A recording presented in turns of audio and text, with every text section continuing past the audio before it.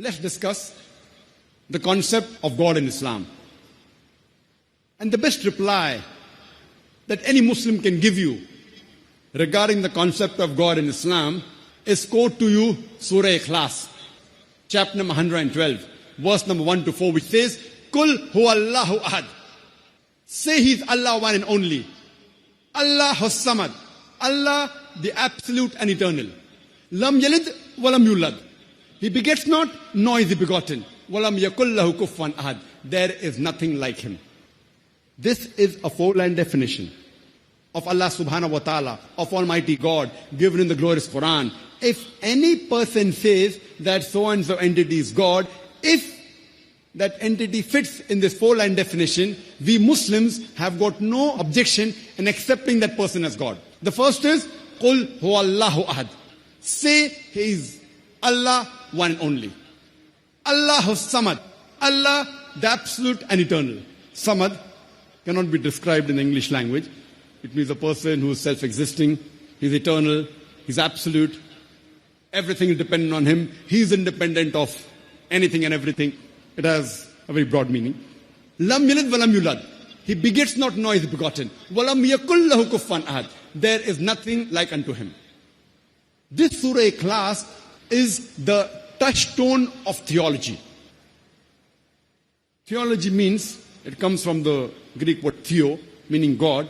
Logy means study. Theology means study of God. And touchstone means, if you want to buy gold or want to sell gold, you normally go to a goldsmith and you want to find out how pure that gold is. So if you want to buy gold, you go to a goldsmith, he takes the gold and he rubs it against the touchstone. And he matches the color with the card he has got. And then he tells you whether the gold is 24 karat gold or 22 karat gold or 18 karat, or it may not be gold at all, because everything that glitters is not gold. And that panel is also there in the exhibition, Surah Ikhlas, the touchstone of theology. So anyone who says that so-and-so person is God, you put him to the test of Surah Ikhlas. If he passes the test, we Muslims have got no objection in accepting that person as Almighty God. For example, there are many human beings who say that Bhagwan Rajnish, He's Almighty God. Once during question answer time, there was a Hindu brother who told me, Brother Zakir, we don't believe Bhagwan Rajnish to be God. And I told him, I never said that the Hindus believe Bhagwan Rajnish to be God. I said some people, many people believe Bhagwan Rajnish to be God. I've read the Hindu scriptures. Nowhere do the Hindu scriptures say that Bhagwan Rajnish is God. Let's put this Bhagwan Rajnish to the test of Surah Ikhlas. The first is, Kul huwallahu ahad. Say He is Allah one and only. Was Rajnish one and only? Was he the only human being who has claimed to be God? There are many, hundreds. And in this country of ours, in India, there are thousands of men who have claimed to be God. But a Rajnish Bhakt will say, no, he is unique. Let's go to the next test. Allah has-samad. Allah, the absolute and eternal. Was Rajnish absolute and eternal? When you read his autobiography, it's mentioned in the autobiography of Rajnish that he was suffering from diabetes mellitus, from asthma, from chronic backache. Imagine Almighty God suffering from diabetes mellitus, from asthma, from chronic backache. And the third test is, Lam yalid walam yulad. He begets not, nor is begotten. We know that Bhagwan Rajnish, he was born in the state of Madhya Pradesh, and he had a mother and father. And in the year 1981, he goes to America, he goes to USA, and he takes thousands of Americans for a ride. And in the state of Oregon, he starts his own village, which was called as Rajnishpuram. Later on, the American government, they arrest Bhagwan Rajnish and they put him behind bars in prison. And Bhagwan Rajnish says that the American government gave me slow poisoning. Imagine Almighty God being slow poisoned. And in 1985, the American government kick Bhagwan Rajneesh out of USA, and he comes back to India and goes back to the city of Pune in Maharashtra, the state where I come from, and he goes back to his old center and gives it the name the Osho Commune. And if you go to the Osho Commune, and I've been there several times, it's mentioned on his samadhi, Bhagwan Rajneesh, Osho, never born, never died, but visited the earth from the 11th of December 1931 to the 19th of January 1990.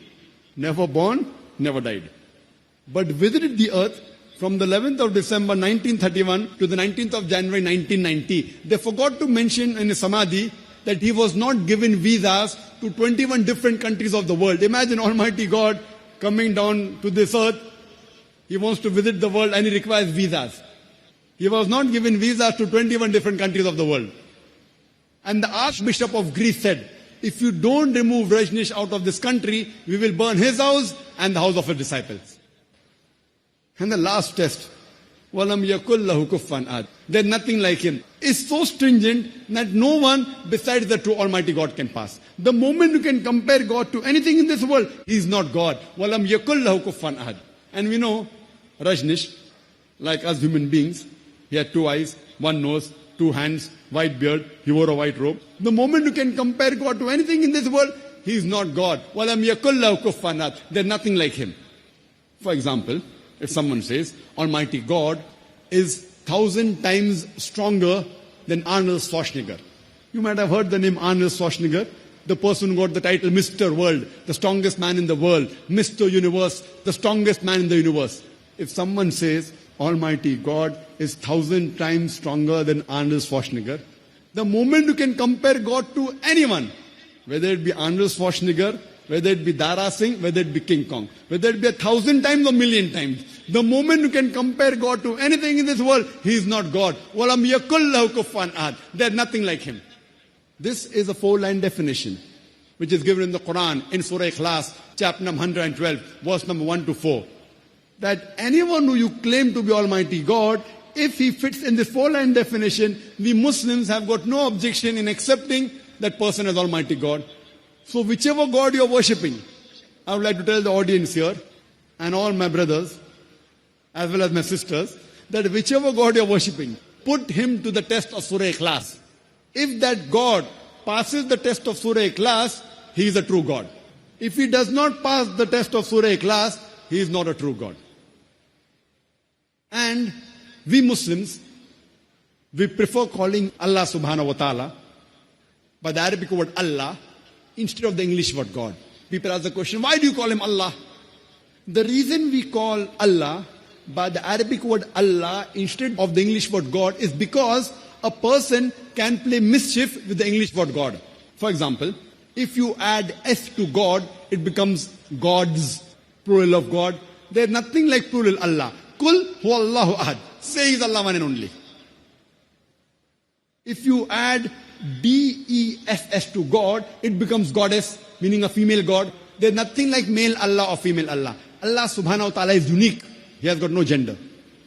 The moment you add father to God, it becomes Godfather. He's my Godfather. He's my guardian. There's nothing like Allah Father or Allah Abba in Islam. If you add mother to God, it becomes Godmother. There's nothing like Allah Mother or Allah Ammi in Islam. Allah is a unique word. If you prefix a tin before God, it becomes tin God, meaning a fake God. There's nothing like tin Allah in Islam. That is the reason we Muslims, we prefer calling Allah by the Arabic word Allah instead of the English word God.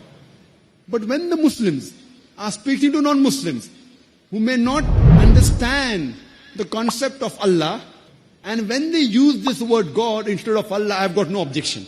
But I would like to remind them that God is not the appropriate translation of the Arabic word Allah. But when we speak to non-Muslims and we use this word, I've got no objection.